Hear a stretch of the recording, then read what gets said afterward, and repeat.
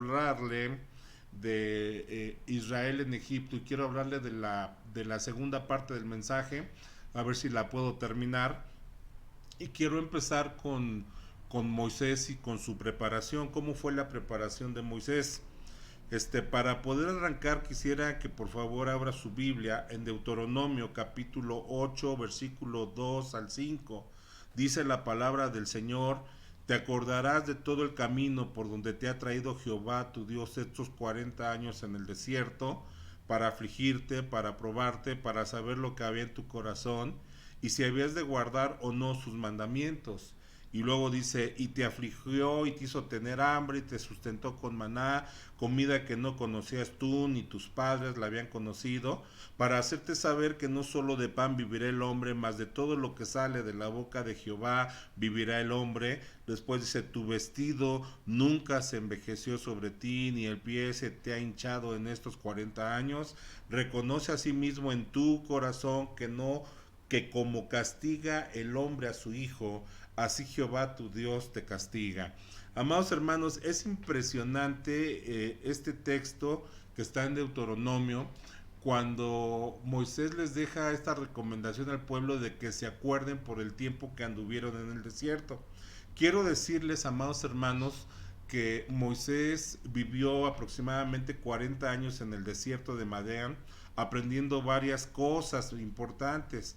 Algo que yo observo que él aprende es que cuando él escribe esta parte de Deuteronomio, él les está diciendo al pueblo que se tienen que acordar por todo este camino donde Dios los ha traído por 40 años.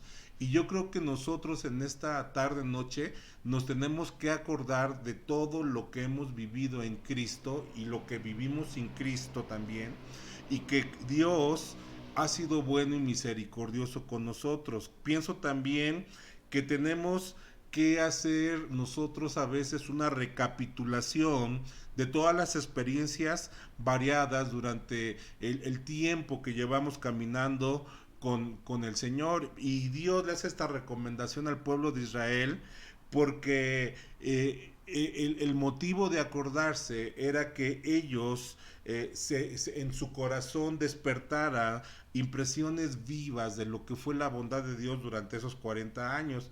Entonces, lo primero que hace Dios a través de Moisés es mostrarle que el objeto de esas largas peregrinaciones y penurias diversas eran pruebas de obediencia para ellos, pero también que eran castigos por sus pecados. Y también el descubrimiento de esa infidelidad, de esa inconstancia y de esas rebeliones, y voy a decirlo así, incluso de esa perversidad que trajo a luz esta disciplina variada, era de uso preeminente, práctico para los israelitas mismos, como lo ha sido para la iglesia en las edades subsiguientes. O sea, nosotros tenemos que acordarnos de lo que Dios ha hecho por nosotros en este tiempo, y también nosotros tenemos que recordar que hemos pecado, y que a pesar de que hemos pecado, Dios nos ha seguido amando, nos ha perdonado y nos ha vuelto a levantar.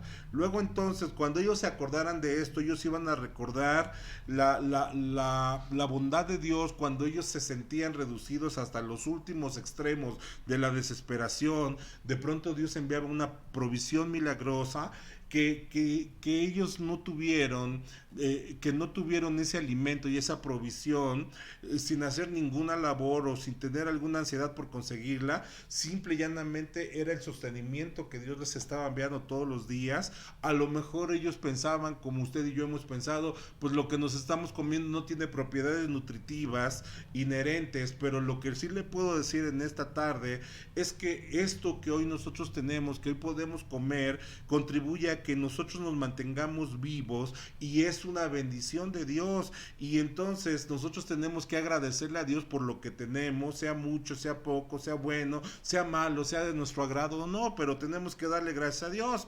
Y entonces, amados hermanos, el acordarse de este tiempo que estuvieron en el desierto tenía un propósito muy importante: que ellos conocieran a Dios. En el Salmo 103, versículo 7, dice algo muy interesante. Dice: sus caminos notificó a Moisés, y a los hijos de Israel sus obras. Algo que a mí me llamó la atención es que aunque Moisés ya había pasado 40 años en el desierto, se avienta otros 40 años en el desierto con el pueblo, y Moisés tenía todavía una inquietud en su corazón. O sea, está bien que cae el maná, está bien que viene la codorniz, está bien que crece el calzado y el vestido y que no se nos hinchan los pies, está bien la nube, está bien la columna de fuego. Yo sé que todo eso es una obra sobrenatural de tu protección, de tu cuidado, de tu amor, está bien, pero Moisés le dijo algo más al Señor: Señor, yo quiero ver tus caminos, porque yo quiero conocer por qué suceden las cosas, cómo es que suceden, cuál es el fin, cuál es el plan, cuál es el propósito. Cuando entramos a Éxodo 33:13, dice la palabra del Señor que Moisés le dice: ahora pues he hallado gracia en tus ojos.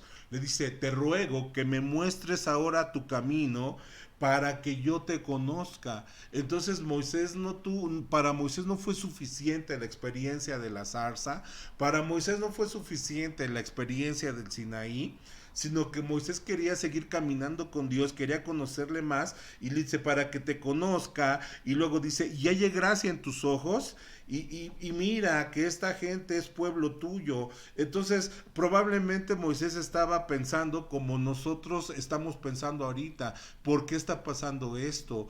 ¿Cuál es el propósito? ¿Será un complot? ¿Será un juicio de Dios a las naciones? ¿Cuándo vamos a regresar? ¿Cómo vamos a regresar? Yo creo que hoy lo más importante no es saber por qué o para qué, sino que nosotros conozcamos a Dios, que tengamos un conocimiento de sus caminos. Yo creo que nosotros, cuando salgamos de esta pandemia, podremos decir como el profeta Isaías: porque fuiste fortaleza al pobre, fortaleza al menesteroso en su aflicción, refugio contra el turbión, sombra contra el calor, porque el ímpetu de los violentos es como turbión contra el muro. Yo creo que cuando nosotros salgamos de esta experiencia y podemos decir estas palabras, lo que vamos a hacer nosotros es, así como Moisés, a él no le importó otros 40 años más, porque él supo que en esos 40 años más, él tuvo la oportunidad de conocer más del Señor, de conocerlo, de conocer sus caminos. Otra cosa que Moisés aprendió en ese tiempo de preparación fue a conocer ovejas. Él fue pastor del rebaño de su suegro Yetro. Eso significa que él aprendió a ser mayordomo. Era para Moisés un día como los muchos que Moisés había conocido, el día que él llevaba las ovejas a un lugar desconocido. Según lo que dicen los comentaristas, es que lo más que caminaban con las ovejas en busca de pastos era un día, porque podían morirse del cansancio. Sin embargo, Yetro había sido un padre para Moisés, y Moisés había encontrado en Yetro una vida segura y una vocación bajo la tutela de su suegro. Imagínense un hombre educado con toda la sabiduría y el poder en Egipto, ahora está bajo la sugestión y bajo la cobertura y bajo el dominio de un hombre pastor que está ahí metido ahí en el desierto. Y sin duda alguna, amados hermanos, pienso que este sacerdote de Madián a Moisés le ha instruido en el camino de Dios revelado por Abraham, y le aclaró algunas enseñanzas recibidas que su madre le había dado en la niñez. Y yo pienso que Moisés ahí con Jetro empezó a entender realmente el propósito y el plan de su llamado, y que su educación, voy a decirlo así, como pastor estaba siendo terminada. Entonces la vocación de pastor le había enseñado algo muy interesante que hoy nosotros tenemos que aprender todos: es que debemos de desarrollar la paciencia para trabajar con las ovejas. Tenemos que entender, y estoy hablando de las ovejas, no de ustedes, mis amados, para que no se me vayan a ofender, que las ovejas son criaturas que son tontas, que son olvidadizas y que son dispuestas a extraviarse, porque de pronto agarran monta y se pierden, ¿no? Y cuando digo que son tontas es que se pueden estar viendo en un río y se marean y se caen de cabeza y se ahogan, no porque no sepan nadar, sino que por el peso de su lana mojada, el río se las lleva y acaban ahogadas. ahogadas. Entonces yo quiero decirles, amados hermanos, que Moisés tuvo que aprender paciencia. Ahora, otra cosa importante que Moisés aprendió ahí como mayordomo del Señor, que las ovejas no eran de él, que eran de Jetro y que tenía que rendirle cuentas a su patrón, que era Jetro. Pero algo también que aprendió Moisés, a tener una vida solitaria, porque así es la vida de un pastor, es una vida solitaria. Y en ese tiempo de soledad, Dios le había dado tiempo amplio para meditar, para reflexionar.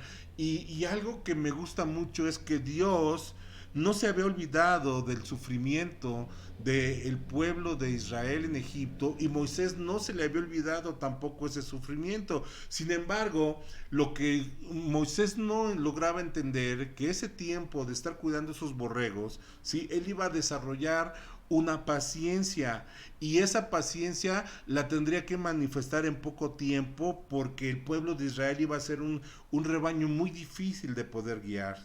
Además, la preparación de Moisés había llegado a conocer íntimamente el desierto de Sinaí. Entonces, sin darse cuenta, Moisés, su preparación teórica, ya la teórica y práctica estaba terminando, porque ahora, después de 40 años de estar ahí encerrado, Dios tomaba la iniciativa, y aunque Moisés andaba en busca de unos pastos para sus ovejas, Dios lo estaba buscando a él, y ese es el premio a la mayordomía, porque él estaba siendo fiel en lo que Dios le había puesto, y Dios tenía preparado un encuentro con él. Cuando nosotros leemos en Génesis 39:4 que José halla gracia en los ojos de su amo y le servía, y dice la Biblia que este Potifar le hace mayordomo de su casa y le entrega todo lo que tenía en su poder. A mí me gusta mucho esa palabra mayordomo, en el hebreo es arat, que quiere decir, era una persona encargada de atender como servicio o como siervo, o de atender en adoración, o de contribuir en la adoración o en el servicio. Entonces era un criado que tenía un ministerio que era servir al Señor, pero que era también adorar al Señor. Entonces lo que Dios hizo en este tiempo al cuidar a las ovejas, empezarle a desarrollar el corazón a Moisés para que fuera un siervo de Dios. Ahora, la otra cosa que aprendió Moisés ahí en ese desierto, yo no voy a hablar mucho de esto porque ya hablé en algunas semanas pasadas, que él aprendió a vivir como un extranjero, aprendió a ser un extranjero. Dice en Hebreos 11:13 que conforme a la fe murieron todos estos, no habiendo recibido las promesas, sino mirándolas de lejos. Él iba a la tierra que fluía leche y miel, y solamente la pudo mirar de lejos. Creyó, la saludó, confesó él que era extranjero y peregrino sobre la tierra. Entonces, este hombre creo que pudo haber dicho también, como dijo el apóstol Pablo, para mí el vivir es Cristo y el morir es ganancia, porque hubo un momento en que Pablo se dio cuenta que estábamos en esta tierra como extranjeros y peregrinos, y que esta morada terrenal era nada comparada con la morada que Dios tenía preparada para nosotros. Ahora, hay algo que quiero que nosotros entendamos. Moisés se empezó a familiarizar con el desierto. ¿Por qué? Porque en poco tiempo él tendría que conducir a millones de personas. Cuando Moisés trató de liberar a Israel con sus propias fuerzas, cuando mucho él pudo librar a una persona. En el corazón de Moisés vino una obra profunda de parte de Dios a través del desierto. De manera que cuando él tenía 80 años, ya no 40, amados hermanos, cuando él se sentía más viejo y menos fuerte, el Señor lo encuentra en una zarza ardiendo. Ahora, si usted va conmigo a Éxodo 3 del 1 al 6, ahí vamos a ver todo el relato del encuentro de Moisés con Dios. Dice que apacentando Moisés las ovejas de Jetro su suegro, sacerdote de Madián, llevó las ovejas a través del desierto, y dice, y llegó hasta Horeb, monte de Dios. Y vea lo que dice la escritura. Él andaba buscando pastos para las ovejas, él estaba siendo fiel en su ministerio, y de pronto Dios manda a un ángel en una llama de fuego, en medio de una zarza. Y entonces él mira y ve la zarza que está ardiendo en fuego, y se da cuenta que la zarza no se consume. Entonces Moisés dice para sí, iré yo ahora y veré esta grande visión, ¿por qué causa la zarza no se quema? Entonces, viendo el Señor Jehová que él iba a ver, y que iba a llegar hasta el lugar donde estaba la zarza, Dios le habla en medio de la zarza. O sea, Moisés le llamó la atención esa visión, pero Moisés no sabía qué estaba pasando en ese lugar. Pero cuando él se empieza a aproximar, entonces Dios le habla por su nombre y le dice, Moisés, Moisés. Y entonces este se queda patinando, impactado, y dice, heme aquí, Señor. Y ahora Dios le habla y le dice, no te acerques, quita el calzado de tus pies, porque el lugar en que tú estás es tierra santa.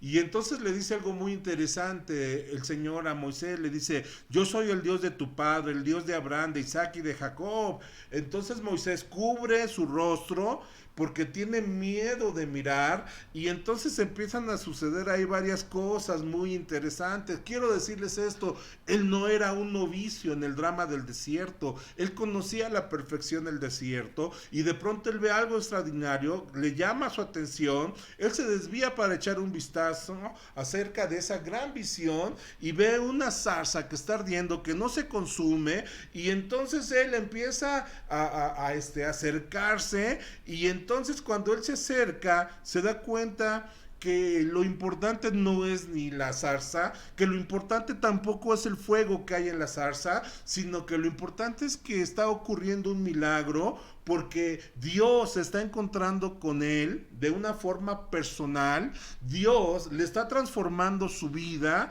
y entonces eso se ve en la prueba del resultado en la vida de Moisés. ¿Por qué? Porque Moisés había andado fuera por 40 años por el asesinato que había cometido, porque él se sentía avergonzado, porque él se sentía temeroso, porque él había tratado de ocultar aquello que había roto su conexión, su comunicación, su comunión con Dios, y en ese momento Dios le llama la atención, se lo lleva lejos, un día más lejos de camino, se le aparece en medio de la zarza, y entonces él vuelve él tiene una manifestación de la gloria del Señor en ese momento, y entonces cuando él se acerca, él se da cuenta que ya su vida va a dejar de ser la vida de un pastor, y que en ese momento Dios lo va a empezar a utilizar como el libertador de una nación que estaba en espera del libertador. Amados hermanos,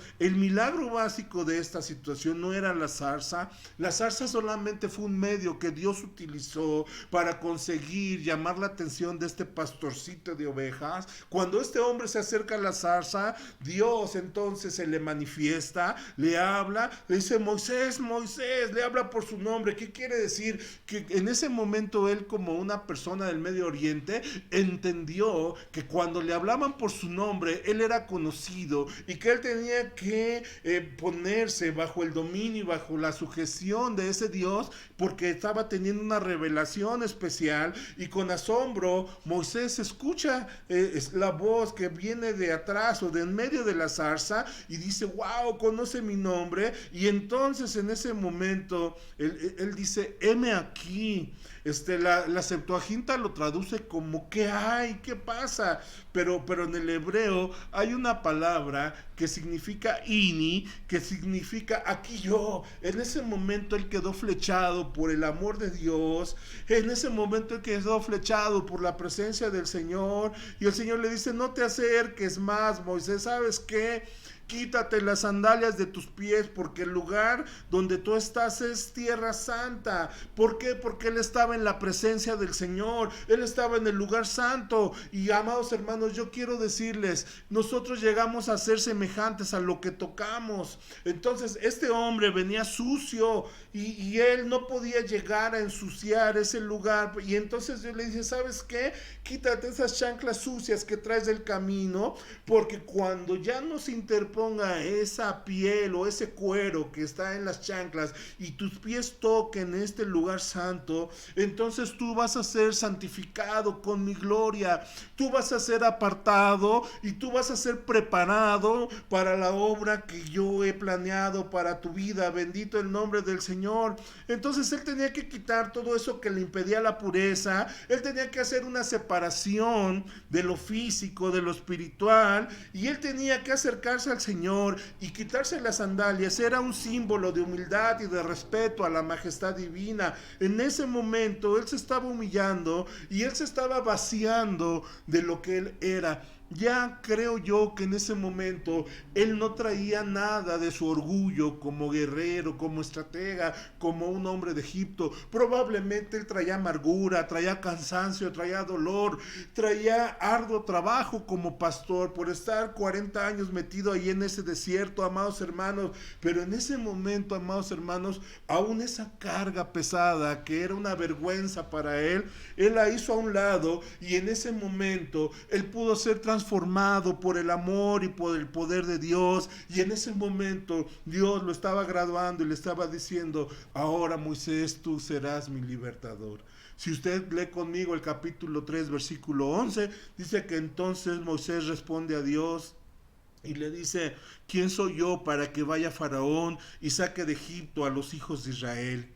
Amados hermanos, cuando él era joven, era impetuoso, estaba lleno de fuerza, estaba dispuesto a enfrentarse a cualquier egipcio, pero ahora, después de su experiencia en este desierto, Moisés ya no tiene nada de confianza en sí mismo. En ese momento Moisés llega a decirle al Señor: Señor, nunca antes he sido hombre de fácil palabra, ni antes ni desde que tú hablas a tu siervo, porque soy tardo de habla y torpe de lengua. Muchos han dicho era tartamudo, pero ¿sabe una cosa? Lo que pasó es que en ese momento él empezó a entender lo que era depender completamente del Señor. Ya no podría depender de su intelecto, no podría depender de su capacidad, no podría depender de sus fuerzas porque ya estaba más viejo, no podría depender de su prestigio, de su fama buena, o de su moralidad, o de su buen nombre. ¿Por qué?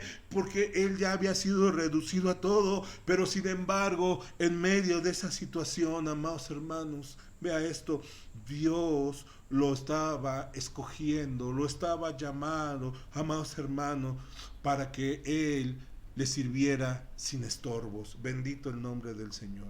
Cuando nosotros leemos Deuteronomio 8, del 11 al 17, se repiten los versículos del 2 al 5 que leímos hace rato.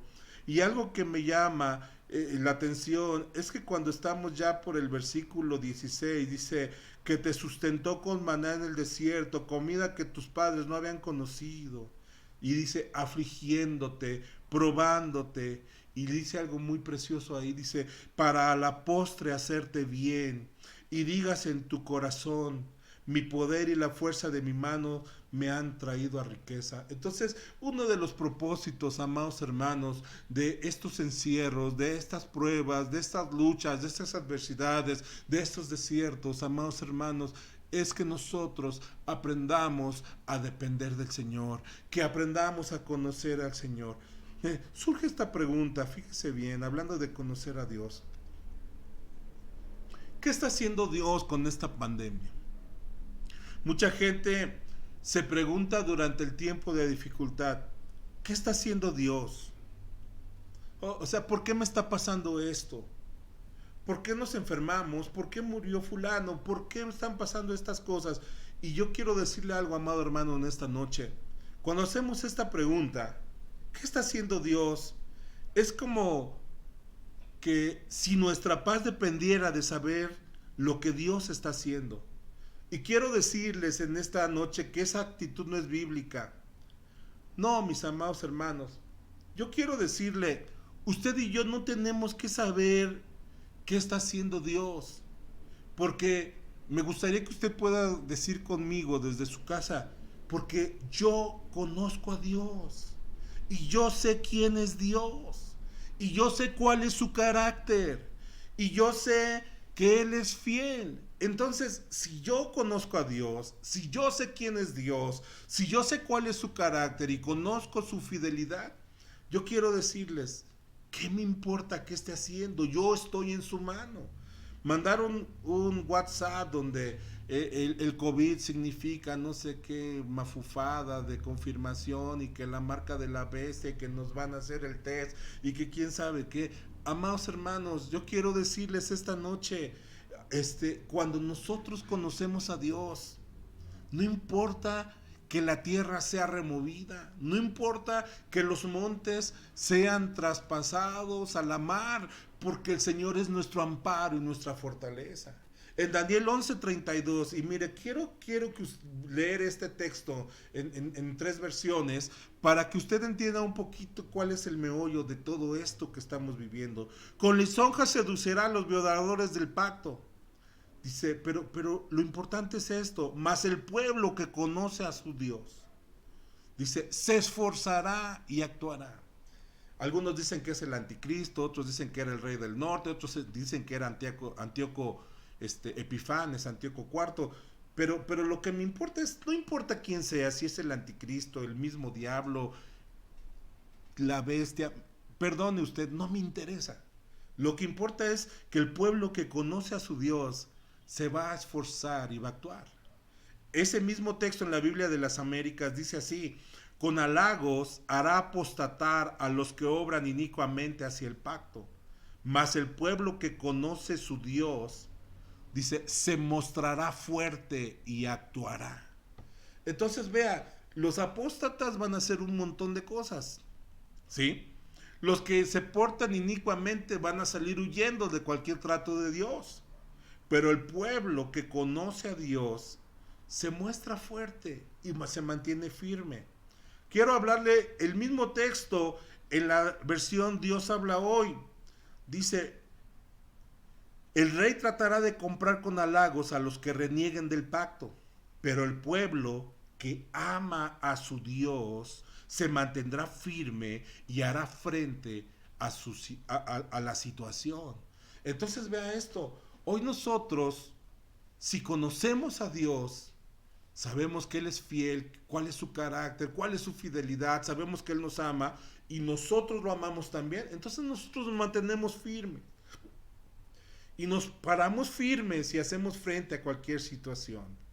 Quiero decirles algo, en las iglesias hoy se enseña mucho sobre los principios de cómo vivir, de cómo prosperar, de cómo tener tu mejor vida ahora. Pero eso no es lo más importante. Lo más importante, amados hermanos, es tener un conocimiento del Señor.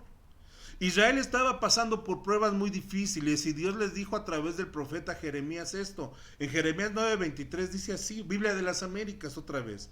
Así dice el Señor, no se gloríe el sabio de su sabiduría, ni se gloríe el poderoso de su poder, ni el rico se gloríe de su riqueza, mas el que se gloríe, dice, gloríese de esto, de que me entiende y me conoce, pues yo soy el Señor que hago misericordia, derecho y justicia en la tierra, porque en estas cosas me complazco, declara el Señor. Amados hermanos, los hombres cuando se jactan de su riqueza, se jactan de su poder, se jactan de su dinero, se jactan de su sabiduría, se jactan a veces incluso algunos pastores de sus iglesias. Pero Dios dice, no te gloríes en tu sabiduría, no te gloríes en tu poder, ni en tu riqueza. Gloríate en esto. Entiende, conoce al Señor. Y lo que Dios quiere que conozcamos y entendamos y que nos gloriemos, ¿sí? Es que en que Él hace misericordia, Él hace derecho y Él hace justicia y en eso se complace. Amados hermanos, nosotros tenemos que entender a través de las Escrituras que hoy nos estamos escuchando y nos estamos viendo y seguimos vivos por su misericordia. porque nos dio el derecho de vivir este día y de respirar, y que seguimos aquí porque Él es justo y Él quiere que sigamos aquí. Entonces, amados hermanos, esto significa que si Él hace derecho, justicia y misericordia, significa que no importa que se caiga el mundo, tú y yo podemos confiar en Dios, aunque no tengamos idea de lo que está pasando alrededor. Entonces, yo puedo confiar en Dios porque yo he pasado la mayor parte de mi vida tratando de conocerlos, de conocer sus atributos, de conocer que Él es santo, que Él es fiel, que Él es misericordioso, que Él es omnipotente, omnipresente, que con una palabra cambia cualquier situación, de que yo he pasado la vida tratando de conocer sus caminos. Entonces, cuando yo he tratado de andar con Él, así como usted y como todos los que me están escuchando, entonces yo puedo descansar en ese conocimiento que tengo del Señor, amados hermanos. Esto es como una persona que llega y te pide tu auto prestado. Si tú lo conoces y sabes que es un hombre fiel y confiable, tú le prestas el auto, tú ni le preguntas, ni le cuestionas, tú das las llaves y dejas que se lleve tu auto. Pero si tú no lo conoces, tú lo vas a cuestionar, le vas a preguntar y no le vas a prestar nada. Entonces, así es esto. Hoy Dios quiere que tú y yo le conozcamos y que tengamos confianza en Él. Y me da mucha pena, una vez más se lo repito, que hay iglesias en las que casi nunca se predica sobre los atributos de Dios, se predica sobre principios de sabiduría, de cómo vivir tu vida mejor, de cómo decretar, de cómo declarar, de cómo salir de la pobreza, de cómo ser grandes, de cómo hacer riquezas. Pero, amados hermanos, quiero decirle, lo más grande que podemos tener nosotros hoy en este tiempo es conocer a Dios, es conocer cómo se revelan las escrituras, especialmente, amados hermanos, cómo se revela a través de la cruz del Calvario. Amados hermanos, ¿qué es lo que tú y yo tenemos que hacer en este tiempo? ¿Qué debes de hacer en este tiempo? Bueno, lo primero que tú tienes que hacer es estudiar las Sagradas Escrituras. Siempre tienes que empezar estudiando las Sagradas Escrituras. Tienes que leerlas, debes de orar, pero tienes que también estar dispuesto a servir a los demás. Ahora, hay muchas personas que han preguntado y se han preguntado, ¿este es el juicio contra las naciones impías? Quiero decirles, no soy profeta ni hijo de profeta, pero sé que Dios juzga a las naciones, pero en vez de que nosotros pensemos en el juicio de las naciones, nosotros tenemos que pensar como iglesia en otra cosa. Mire, Primera de Pedro, capítulo 4, versículo 16 y 17, dice, pero si alguno sufre como cristiano, dice que no se avergüence, sino que como tal glorifique a Dios. ¿Qué quiere decir, amados hermanos? ¿Dios nos está diciendo que no vamos a sufrir? No, Dios nos está diciendo que como cristianos vamos a sufrir. Ahora sería la pregunta, ¿por qué se murieron algunos pastores? ¿Estaban mal? ¿O estaban bien? ¿O cómo estaban?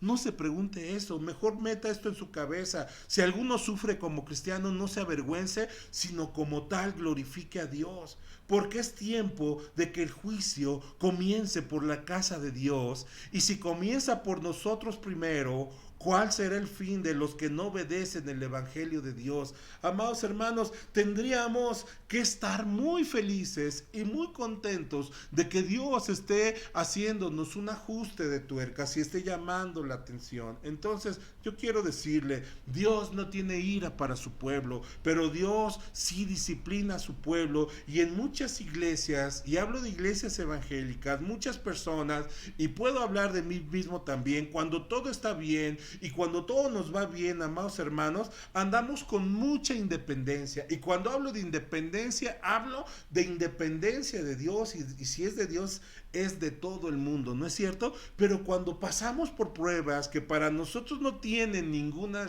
solución, ¿sabe qué es lo que hacemos? Nos aferramos a Dios. Entonces quiero decirles esto, quizás cuando todo este tiempo termine, habremos estudiado un poco más la palabra de Dios y leído su palabra, a lo mejor habremos buscado un poco más de Dios en nuestro corazón, y cuando esto termine y nos volvamos a congregar, quizás digo así, como si fuera una canción, vamos a ser más fieles. Quizás también los predicadores de la prosperidad reconocerán que estos pequeños principios de prosperidad, y hablo de pequeños no porque la palabra sea pequeña, porque al hacer tanto énfasis en la prosperidad, en el de crédito y esas cosas, amados hermanos, cuando viene la crisis, esos principios no tienen ningún valor cuando uno pasa por las pruebas de esta vida.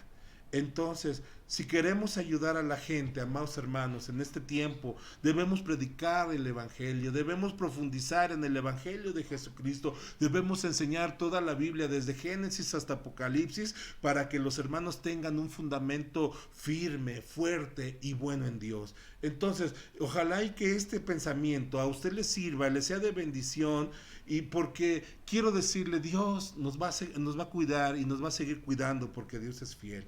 Ahí mismo en 1 de Pedro 4, 18 y 19 dice, si el justo con dificultad se salva, dice el exégesis, si el justo apenas se salva, dice, ¿qué será del impío y del pecador?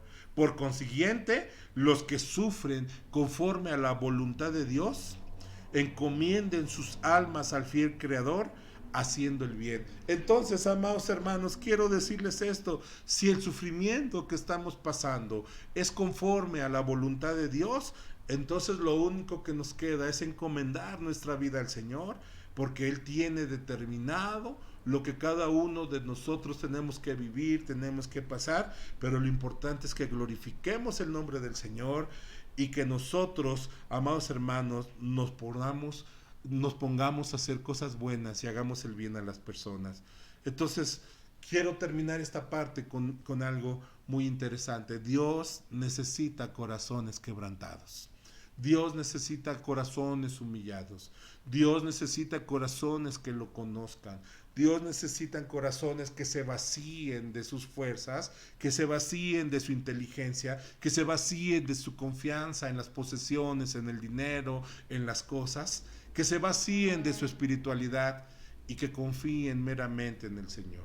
Ahora, cuando hablo de quebranto, quiero terminar también la idea del domingo pasado. Quiero hablarle de dos tipos de quebranto que entendí en estos días.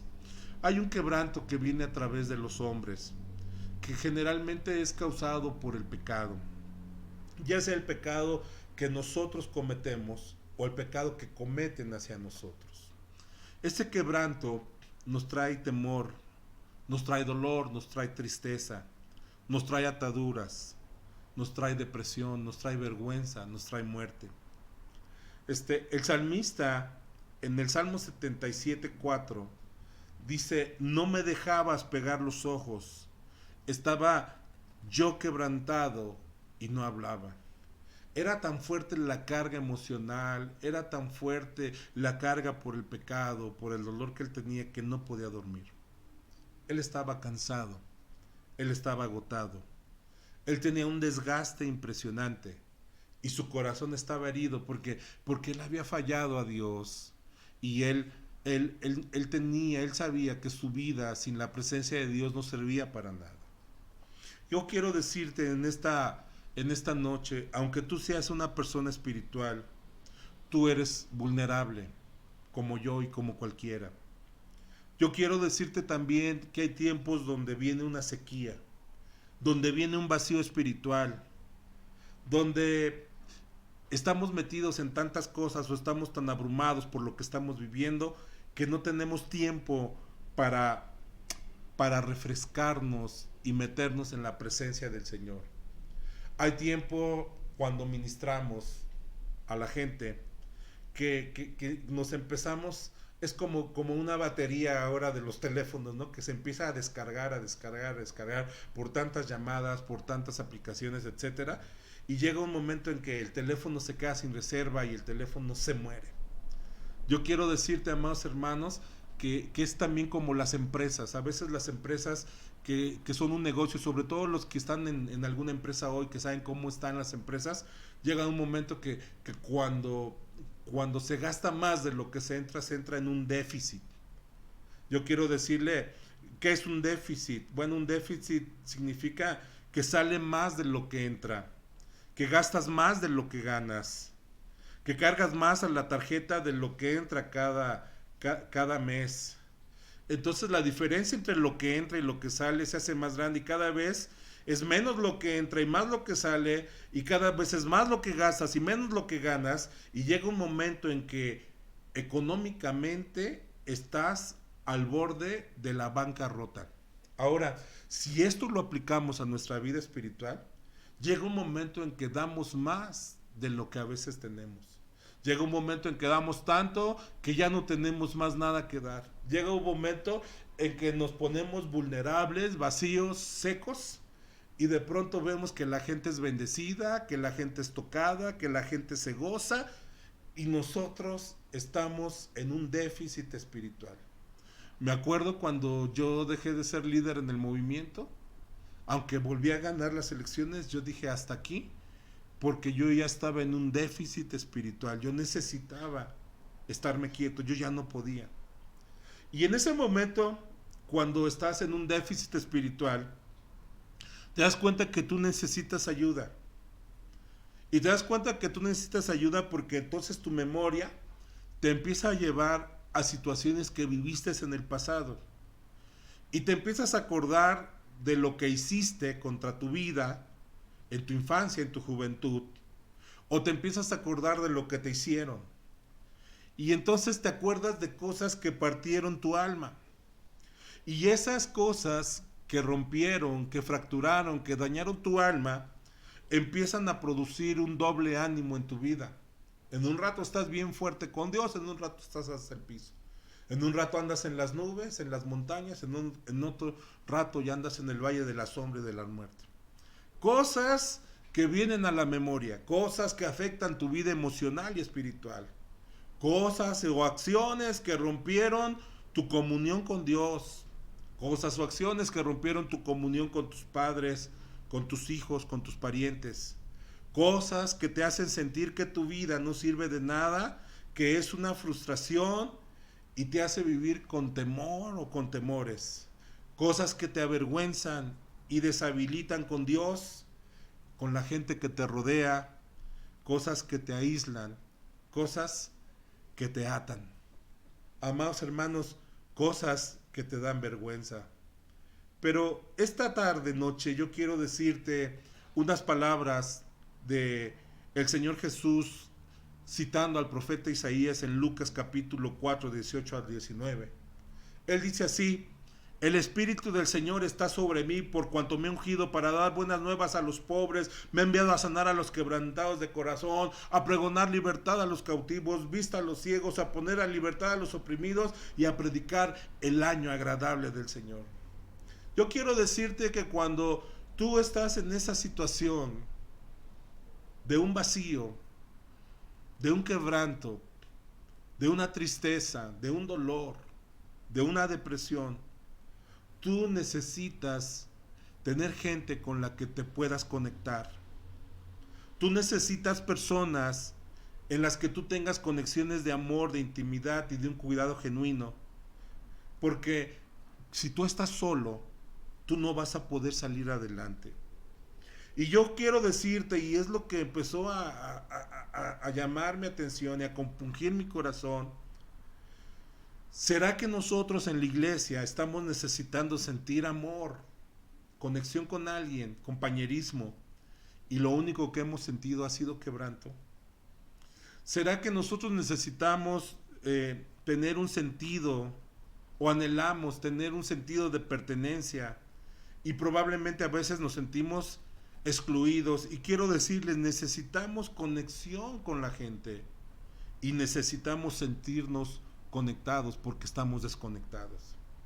Ahora, empecé a pensar qué es lo que hace que perdamos la comunión con la gente, o cuáles son algunas de las cosas que producen que nosotros perdamos la comunión o perdamos la conexión o nos desconectemos de las personas o de la iglesia, ¿no?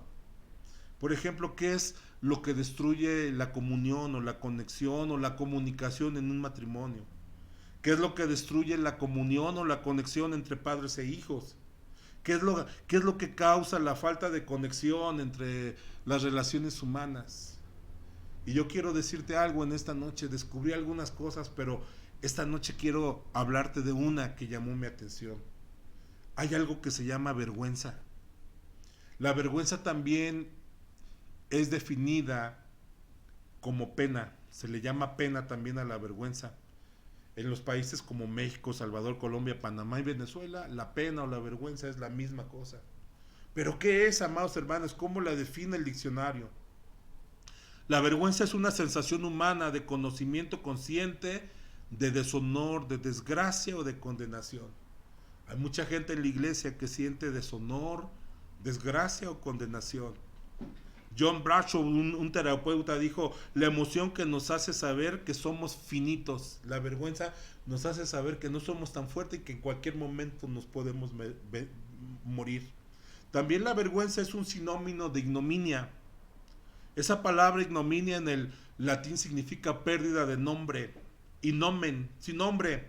Da a entender que el efecto de una acción deshonrosa e injusta hace que nos quedemos sin nombre, que perdamos toda el buen nombre o la buena fama o la confianza.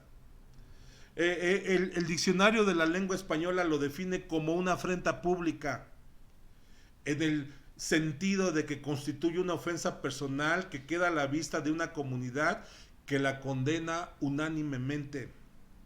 Entonces, esta acción ignominiosa, que está relacionada con desvergüenza, con deshonor del individuo, porque entonces moralmente no vale absolutamente nada, de pronto hace que nos volvamos indiferentes y de pronto hace que digan, bueno, pues si ya la hice y nadie confía en mí, nadie cree en mí, pues ya voy a seguir viviendo mi vida como la he vivido.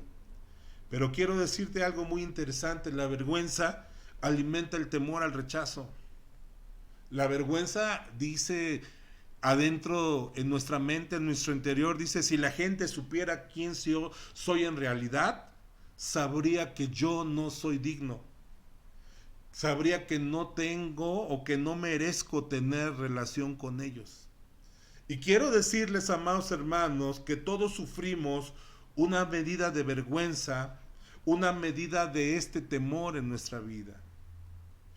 Antes de conocer al Señor, amados hermanos, el pecado que hicimos o el pecado que sufrimos, ¿sabe qué hizo con nosotros? Nos hizo vivir sintiéndonos sucios, avergonzados, pensando que nunca podríamos ser amados nuevamente a causa de tan grande mancha que había venido a fracturar nuestra vida.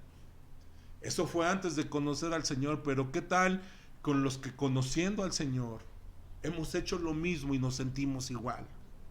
Entonces, quiero decirles, amados hermanos, esta noche, creo que hay veces que usted y yo estamos en un déficit espiritual por nuestra falta de comunión con Dios, por nuestros pecados cometidos, por los pecados que cometieron contra nosotros, por malas acciones, por vivir una vida independiente de Dios, disoluta, por abusos a nuestra carne, ¿no? A veces comemos de más que ya no nos podemos mover, comemos tanta azúcar que estamos diabéticos, tomamos tanto refresco que se nos sube la presión, estamos con colitis, con gastritis, etcétera, y a veces eso empieza a afectar nuestro comportamiento y de pronto afecta nuestras emociones, afecta nuestro tiempo con Dios, afecta nuestro dinero.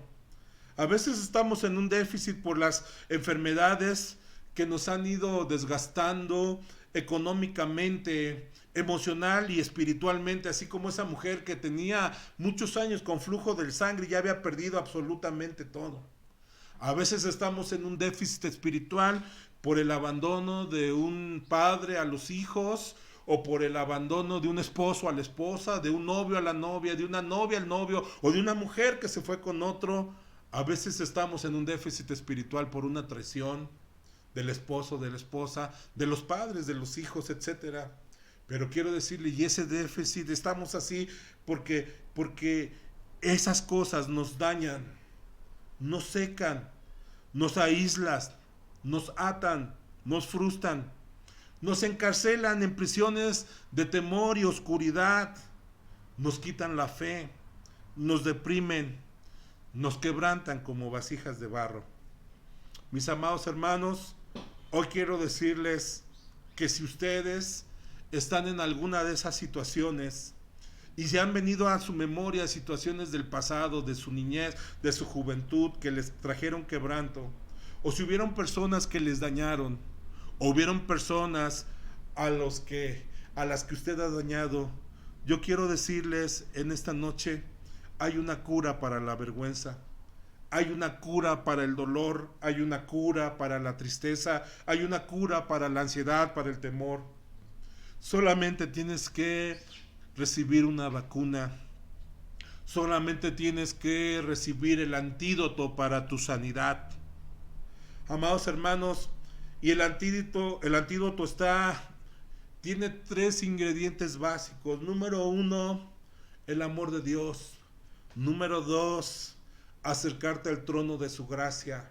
Y número 3, depender absolutamente del Señor. En primera de Juan 4:18 dice que en el amor no hay temor, sino que el perfecto amor echa fuera el temor, porque el temor lleva en sí castigo, de donde el que teme no ha sido perfeccionado en el amor. Amados hermanos, yo quisiera que esta noche usted crea y piense que es amado por Dios. Ojalá y usted pueda entender que aunque no entienda nada de lo que está pasando, Dios le ama a usted. Ojalá también usted pueda entender que aunque usted haya querido enterrar a un muerto ahí en el pasado y de pronto ese recuerdo salga, si usted ha tenido un encuentro con el Señor, sus pecados han sido perdonados y usted debe de tener una vida nueva y una vida diferente de entrega completa y total al Señor, usted tiene que entender que tiene que ser perfeccionado y todos sus temores deben de ser echados fuera en el nombre precioso de Jesús. Amados hermanos, el amor que expulsa el temor es el amor de Dios, porque el temor tiende a oprimir nuestra capacidad creativa, nos limita, nos ata, nos impide la libertad. No puedes abrir tu corazón, no puedes mostrar que tienes sentimientos o que eres vulnerable, no tienes valor para innovar, no tienes valor para emprender cosas, te vuelves una persona limitado. Pero cuando tu corazón empieza a ser tocado y empieza a ser llenado por el amor de Dios, empiezas a darte cuenta que no eres un ángel con aureola, que eres un ser humano lleno de defectos y que has cometido errores, que has cometido fallas, que también las han cometido los demás, pero que el amor de Dios echa fuera cualquier vergüenza. También en la otra parte de la vacuna es acércate al trono de la gracia. Hebreos 4:16 dice que nos acerquemos confiadamente al trono de su gracia para alcanzar misericordia y hallar para el oportuno socorro, y hallar gracia para el oportuno socorro. Amados hermanos, yo quiero decirle, si nosotros hemos pecado y nos acercamos a Dios, Él no nos va a desechar, porque Él es nuestro papá y papá nos ama. Bendito el nombre del Señor. El Salmo 51:17, David lo entendió, dice: los sacrificios de Dios son el espíritu quebrantado. El corazón contrito y humillado no despreciarás tú, oh Dios. Si tú te humillas por lo que has hecho que te avergüenza, si tú te humillas porque has renegado, si tú te humillas por lo que te han hecho, si tú te humillas porque hay recuerdos del pasado que tienes que olvidar y seguir hacia adelante, hacia el premio del supremo llamamiento en Cristo Jesús, Señor nuestro, si tú te humillas, si tú quebrantas tu corazón y tú te humillas, Dios no te va a despreciar. Ahora, quiero decirte algo más. El quebranto de Dios trae un milagro de la integridad del ser humano que es restaurada. El milagro donde la fractura o la quebradura es corregida, es restaurada.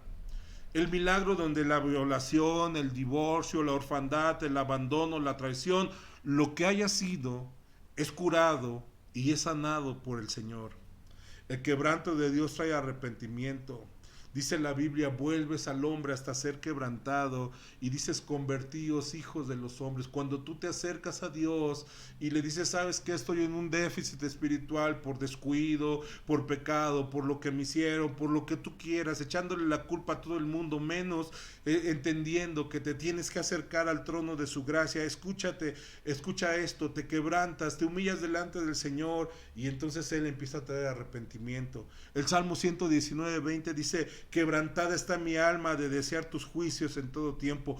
Cuando te empiezas a arrepentir, entonces empiezas a tener un hambre por leer la Biblia, por meditar en la palabra, por acercarte a Dios. Muchos han dejado de leer la Biblia porque tienen vergüenza, porque saben que han abandonado al Señor, porque saben que han dejado de hacer las cosas básicas que antes hacían, amados hermanos. El Salmo 34, 18 y 19, ve cómo dice este texto, es impresionante. Cercano está Jehová de los quebrantados de corazón. Ah, Señor, yo traigo esta prueba, yo traigo este dolor, yo traigo esta necesidad, yo traigo este pecado oculto, esta iniquidad que me avergüenza. Y entonces dice la palabra del Señor, Él salva a los contritos de espíritu, a los que dicen, Señor, si tú no me rescatas, yo no voy a poder salir adelante. Si tú no me levantas, voy a seguir hundido en el lodo. Y luego mira cómo dice la Biblia, muchas son las aflicciones del justo, pero de todas ellas te librará Jehová. A lo mejor es una enfermedad, a lo mejor es la pérdida de un ser querido, y yo tengo mucho dolor, y yo tengo mucha tristeza, pero de todas esas Dios me va a librar. Y luego dice la Biblia, dándonos confianza, Él guarda todos tus huesos, ni uno de ellos será quebrantado. Amados hermanos, los arrepentidos son objetos de la tierna consideración especial de nuestro Dios precioso y amoroso. Amados hermanos, cuando estamos quebrantados, el quebranto de Dios, el humillarnos ante Él trae sanidad. El Salmo 147:3 dice, Él sana a los quebrantados de corazón y venda sus heridas. Este texto se escribe porque ellos estaban viniendo de la cautividad y Dios les está diciendo, Jehová edifica Jerusalén. Él sabía que habían sido maltratados, humillados, oprimidos por 70 años, pero Dios les estaba dando una promesa. Él sana a los abatidos del corazón, a los humillados en su corazón, y Él venda sus heridas porque Él es un Dios sanador. Bendito el nombre del Señor. Luego Isaías 57 dice, porque así dijo el alto y sublime, el que habita en la eternidad, cuyo nombre es el Santo. Mira cómo dice el que habita en la eternidad, el que está en el lugar más alto, dice, yo habito la altura y la santidad. Pero así como estoy allá arriba, dice, y con el quebrantado y con el humilde de espíritu, para hacer vivir el espíritu de los humildes, para vivificar el corazón de los quebrantados. A pesar de que estoy en las alturas, yo abro un camino para encontrarme contigo y empezar a darle expectativa a tu vida, porque tu corazón es vivificado con mi gloria. Yo habito con el que está quebrantado, con el que está triturado, con el que está en el polvo, con el que está contrito. Yo habito con ese, yo habito con el humilde, con el deprimido, con el abatido, con el que se siente despreciable. Yo habito con el que se siente en un hoyo profundo y yo habito con él y lo sano porque yo soy papá. Bendito el nombre del Señor. Isaías 58:6 dice, no es más bien el ayuno que yo escogí, desatar las ligaduras de impiedad, soltar las cargas de opresión, dejar ir libres a los quebrantados y que rompáis todo yugo. El pueblo de Israel pensaba que con el ayuno ellos eran más espirituales y podían forzar a Dios a algo. Pero Dios les está diciendo, ¿saben qué? Desaten las ligaduras de impiedad, suelten las cargas de opresión, dejen libres a los quebrantados, rompan todos los yugos. ¿Saben qué les está diciendo? Perdonen a los que son sus deudores, perdonen a los que les deben algo, perdonen a los que ustedes saben que tienen que aplicarles la justicia, perdónenlo. Y si ustedes hacen eso, entonces su oración va a ser contestada. Entonces, regresando al texto de Isaías, el Espíritu del Señor está sobre mí porque me ungió Jehová. Me ha enviado a predicar buenas nuevas a los abatidos. El Señor Jesús dijo, el Espíritu del Señor está sobre mí porque me ungió desde el vientre de mi madre y porque me ungió en el río Jordán y permaneció sobre mí y me envió para vendar a los quebrantados de corazón, a publicar libertad a los cautivos y presos, aperturas de la cárcel. Hay cautivos que están en oscuridad por una ceguera espiritual y hay cautivos que están en una cárcel, pero el Señor liberta a los dos, tiene ese poder. A proclamar el año de la buena voluntad del Jehová, el día de venganza de Dios nuestro, a consolar a los enlutados. Él se acerca y Él es el único que puede darle consuelo. A ordenar a los afligidos de Sión que se les dé gloria en lugar de ceniza, óleo de gozo en lugar de luto, manto de alegría en lugar de espíritu angustiado, y serán llamados árboles de justicia, plantío de Jehová para gloria suya. Amados hermanos, esta noche yo quiero decirle, el Señor quiere sanar su corazón. Bendito el nombre del Señor. Termino con esta idea. El quebranto nos ayuda a depender de Dios. La tercera cosa. Cuando ustedes lee el Salmo 87, el Salmo 87 habla de los que han nacido en Sión. Y dice así el Salmo 87, su cimiento está en el monte santo. Ama Jehová las puertas de Sión más que todas las moradas de Jacob. Cosas gloriosas se han dicho de ti, ciudad de Dios. Yo me acordaré de Rahab y de Babilonia entre los que me conocen. He aquí Filistea y Tiro con Etiopía. Este nació allá. Y de Sión se dirá, este y aquel han nacido en ella. Y el Altísimo mismo la establecerá.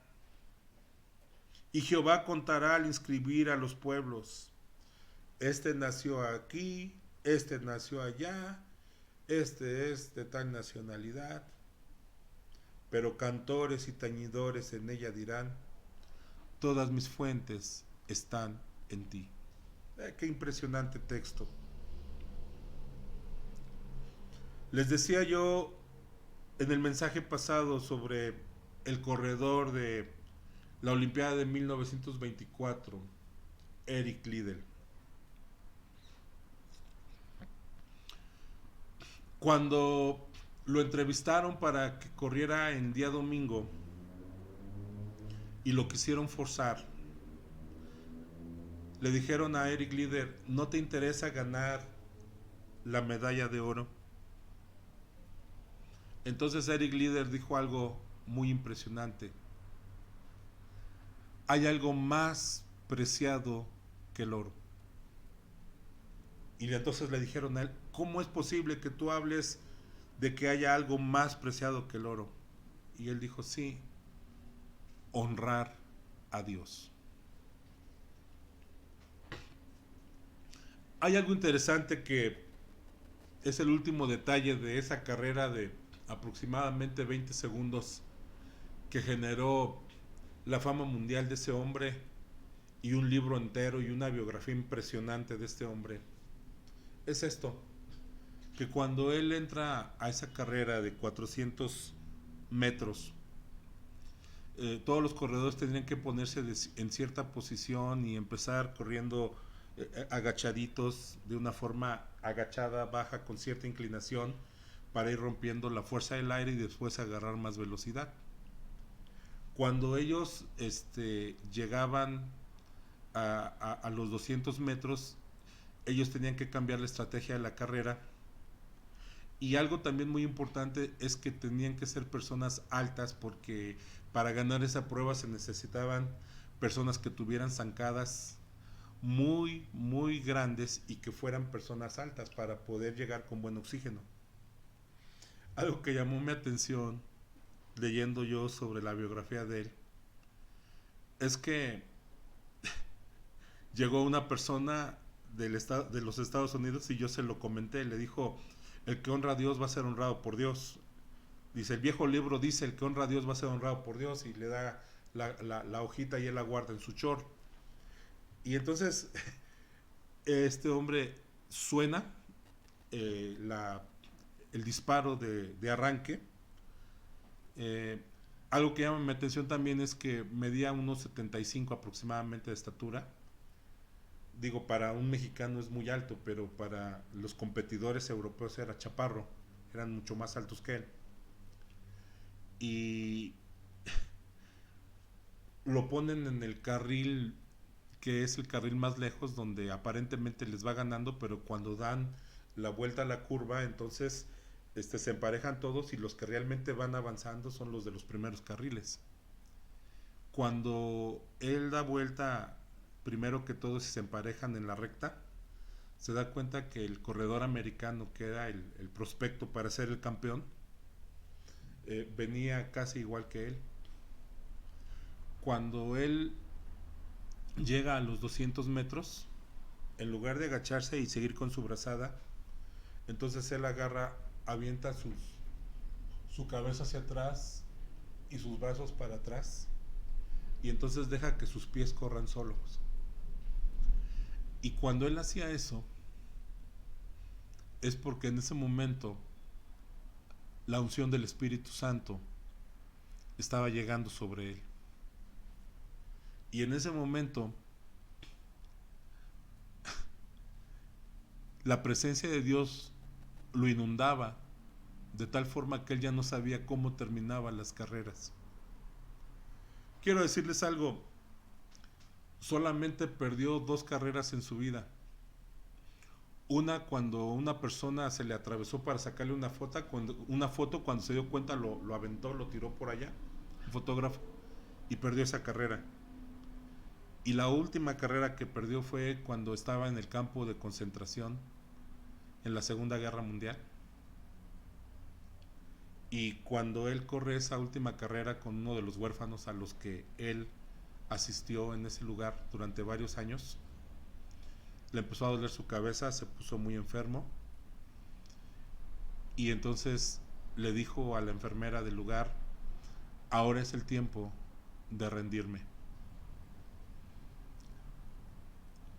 Desde ese momento que él dijo eso, unos minutos después, él se fue a la presencia del Señor.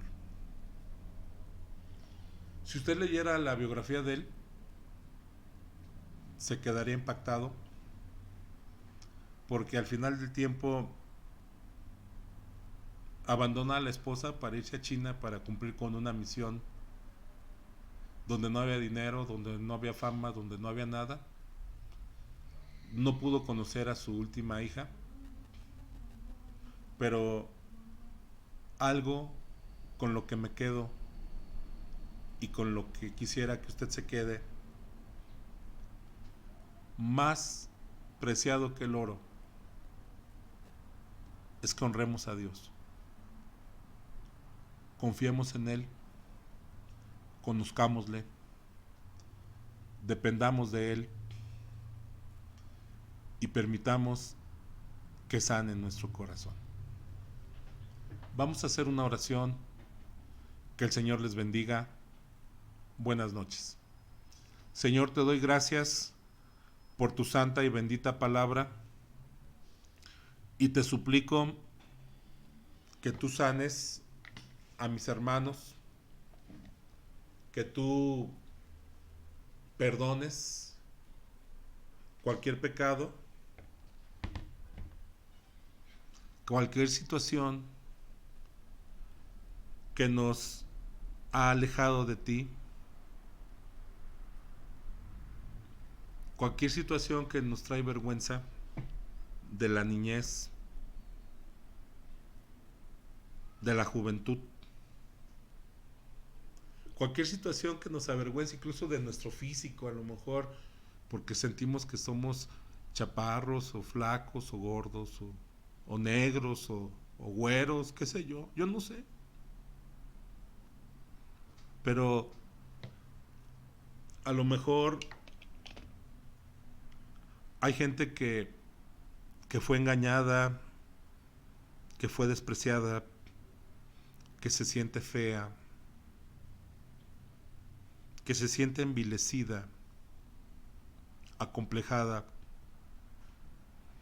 Pero tu palabra dice que si alguno está en Cristo, nueva criatura es, que las cosas viejas pasaron y todas son hechas nuevas. Y esta noche, Señor, trae sanidad a los corazones de mis hermanos y permite que podamos refugiarnos en tus brazos para que tú nos sanes, para que tú nos vendes, nos cures y encontremos el auxilio y el socorro que necesitamos. Por favor, perdónanos y lávanos con tu sangre preciosa. Por favor, límpianos de toda maldad. Por favor, permite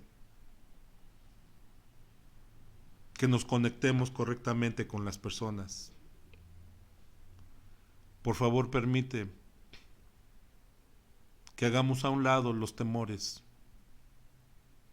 y que podamos ser personas libres, normales, que no tengamos que andar cargando una falsa espiritualidad que no tenemos, que podamos reconocer nuestra vulnerabilidad y la necesidad que tenemos de depender de ti. Te pido por los que hayan sido violados o abusados verbal o físicamente. Te suplico por los que han sido menospreciados. Te suplico por los que han sido ofendidos. Te suplico, Señor, por los que han cometido pecados contra ellos mismos. Te suplico por los que han abortado, los que han hecho abortar a una mujer. Te suplico por los que se han casado sin llegar vírgenes a su matrimonio. Te suplico por todos aquellos que están heridos y oprimidos y quebrados. Te suplico por todos aquellos que conociéndote, Señor, han hecho o hemos hecho cosas vergonzosas. Te suplico que nos perdones a todos. Te suplico que nos laves con tu sangre. Te suplico que tú nos limpies. Te suplico que podamos conectarnos con alguien, que podamos hablar, que podamos seguir adelante. Pero sobre todo, Señor, esta noche te doy gracias, porque tú todavía sigues confiando en nosotros, porque tú todavía nos amas y tienes cuidado de nosotros. Señor, adoramos tu nombre precioso. Señor, bendecimos tu nombre precioso. Señor, yo te pido porque seguramente hay madres que han perdido su relación con sus hijos porque sus hijos han hecho cosas malas o ellos han hecho cosas malas como padres y se ha roto la relación. Pero yo te suplico, Señor, que tú hagas volver el corazón de los padres hacia los hijos y de los hijos hacia los padres. Yo te suplico, amado Espíritu Santo, que tú cures, que tú sanes, que tú vendes, que tú restaures nuestra integridad, restaura nuestros hogares, restaura nuestros matrimonios, restaura nuestras vidas, restaura nuestra integridad. Señor, gracias por tu palabra. Amado Espíritu Santo, gracias, porque estoy consciente que estás haciendo algo esta noche. Estoy claro que estás con nosotros. Y estoy claro que solamente tenemos que conocerte. Que pase lo que pase. Pero los que confían en el Señor